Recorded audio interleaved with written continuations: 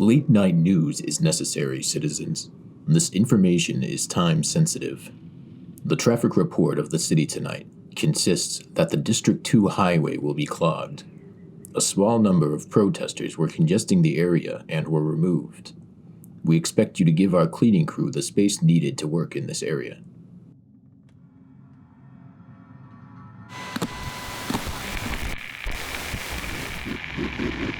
So, I hope we all got our rest. I didn't. Stupid beta kept me up all night. Incessant fax. I wish we could turn it off. As much as I could. I just smashed my radio. Solved that problem. But my morphine wore off halfway through the night. Sorry, Barren. But the most I could give you is more blood thinners, and I don't think that's such a good idea right now. That is probably for the best. I'm gonna need all the blood I got. Tessa, are you alright? Yeah, I'm fine. Beta didn't keep me up. His facts are like white noise to me at this point, but Hops did. I decided whatever Dr. Hops held secret, it doesn't matter. He's gone. I can't get closer now anyways. It's over. Tessa, he didn't tell many people about his involvement with the paranoid. Don't hold this against yourself. What even is that? The paranoid? You keep talking about it like you expect us to know what it means, but I've never even heard about it. So what's up, Barren? Are you going to let us in on this or not? I don't think now is the time. No, I think now is definitely the time. You can't hide things from your team like this, Barren. I think she's right, Barren. I mean, you said it yourself. This Halo thing, it was a device that the paranoid knew about. I think it might help us find out what and where it is. I was sworn to secrecy. I can't give up that knowledge. Oh, don't give us that crap, Barren. We're supposed to be your family. Us. Not some secret society cult. I swore I wouldn't tell. Why? What do you have to lose? If I give them up, then they all could be in danger. And who's to say they aren't right now? If that Halo thing is literally calling out to us, maybe they need us. Maybe, Barren, they need you too. Then I can help them myself. Oh, no. Not with that shoulder you aren't. You can hardly lift it, Barren. I'm going with you. Nero, you don't even know what you're agreeing to. I don't care. You're my friend, and I am not going to sit here and let you waltz off to who knows where because you won't tell. See, Barren? This is what a family does. Sticks through everything with each other. We can't help you if you don't let us in. Fine. I will answer your questions. Great. So just tell us. How do we find them? They usually find you, if you seem to exhibit the same tendencies as them. What kind of tendencies? Well, that part is obvious. Paranoia. Yes. Paranoia that the end was near. That you believe the Nova Lords are coming and that our way of life as we know it will be over. Like apocalypse preparers?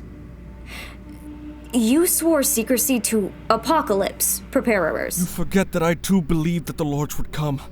We all did.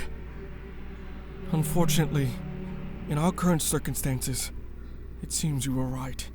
So, you had a group of people that were preparing for the Nova Lords, and the scientist among you, Dr. Hops even, started to create a device to stop it? I think I've said too much. No, Barren, please. We need to know what you know. Please just trust us. It's for the cause. I, for one, would like to know why you're so clammed up about this. We swore never to reveal each other's identities, knowing that one slip could damage our security and the other's credibility. It could damage any return to the surface. Really? That's why you won't tell anyone? Because you think it will hurt their credibility? Barren, I hate to break this to you, but every well-known scientist has been hunted down like dogs and exterminated for their credibility on the surface. Dr. Hops and everyone else at my university is dead because of credibility, Barren. That isn't a reason why you can keep this secret anymore. That isn't the only reason, Tessa. What else is there then? Some have tried to hide. They had a special bunkers for those without means to one. A place to safely hide from the Nova Lords. Wait, you're telling us that there could be survivors with a place to keep people safe, and they didn't share it with anyone but themselves? They couldn't risk it. Barren, my mother could still be alive. There was a risk. Anyone else could have been a spy. And if they started letting just everyone in, that risk multiples. We could still be together if they had shared the bunker. They let hundreds, maybe thousands of people die because of what? Rules? No, Nero! They didn't! I knew it was a bad idea. I knew getting that many paranoid in one place would only lead to disaster. And I was right! What do you mean, Barren? I mean that when you are so used to watching your back, thinking the world is against you, you start to think maybe your friend is against you too. Maybe you really can't trust anyone. And when you get a whole bunker of people like that together in a small space, people who can't trust each other, paranoid people, it was doomed from the beginning. Oh, Barren, I'm so sorry. What exactly are you saying here, Barren? I'm saying that they killed each other out of fear. And those who tried to escape were trapped inside due to the locking mechanism created by the most paranoid engineers of Epsilon. It was over before it even began. And I tried to warn them, but they wouldn't listen. Barren, I'm so sorry. I shouldn't have... No. You had a right to be angry. I was too. I told them that it was insane that they were going to shut themselves away. I tried to tell them that they would only sentence themselves to death below, but by keeping others out, they would sentence the world outside to the mercy of the Nova Lords too. I tried to tell them. I tried to get through to them. Begging, pleading. But it was never enough to deter them from their quest of self-salvation. So that's why then. Why what? Why you took us in, Nero? 2 kids, basically without a place to go. I wanted to make up for what they had done. What I stood by and let them do. I had to do something. I wanted to save the world, but I was only saving myself. I thought if maybe if I could save 2 rebels like you two, maybe I could do my part in fixing this mess. Well, I'm glad you did, Barren. I'm glad to be here, at least with you two. Even if we can't be a typical family, we're still together as one. You both are such saps. But I suppose I can't complain either. You gave me a place to hide, after all. That was all I was concerned with after the university attack. Plus, we both know the warehouse wasn't going to last us much longer anyways. See, Barren? You were able to help us. And if you can help us onto our feet, maybe the 3 of us can help the city back onto its feet. There you go again, Nero. The optimist as always. I think he is right, Tessa. I think we have a fighting chance. I never got to see it myself, but in that same bunker I was telling you about, that has to be where Halo is. Maybe one of the paranoid is still alive and was able to contact us with the halo. Or maybe it is a distress signal.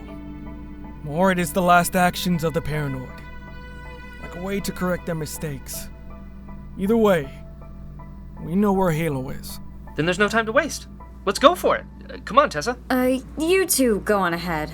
I'll stay here and handle the station. But Tessa, this could be it. We have to go together. I can't leave, Nero. Not when I'm hunted like this by the Lords. Tessa, we have to finish this together. No, Nero, we don't.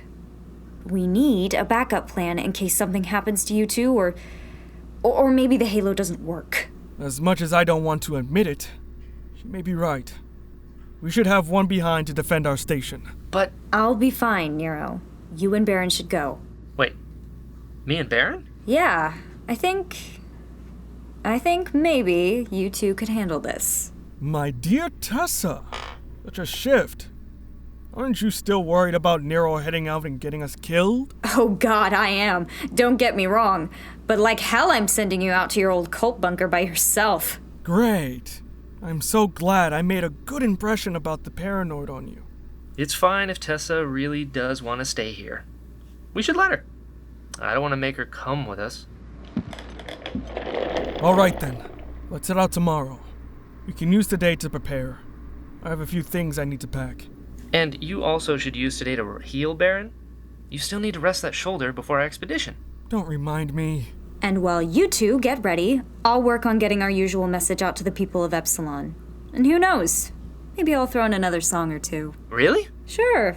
I could even put a song out there in your memory. Tessa, don't say that. I'm kidding. But I should get to work. I guess you should too. She's right. Let's get to it, Nero. Right.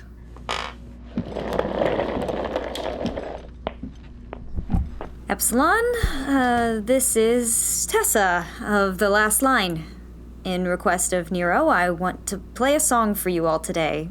One that hopefully should, well, give you hope for the future. Don't lose yourselves, Epsilon. We're nearly there.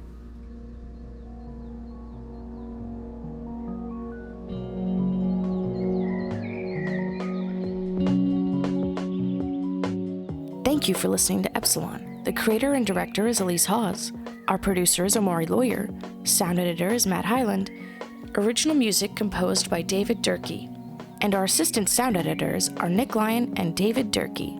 This episode starred the amazing talents of Brian Balance as Nero, Callie Wills as Tessa, Christopher Collin as Barren, and Sean Gallagher as Lord Beta. Check out Epsilon Podcast on all social media to stay up to date with every new release. Please also check out our Buy Me a Coffee site or our official merch store if you would like to support the show. It is thanks to your support we can produce Epsilon and keep it free for everyone forever. Thank you.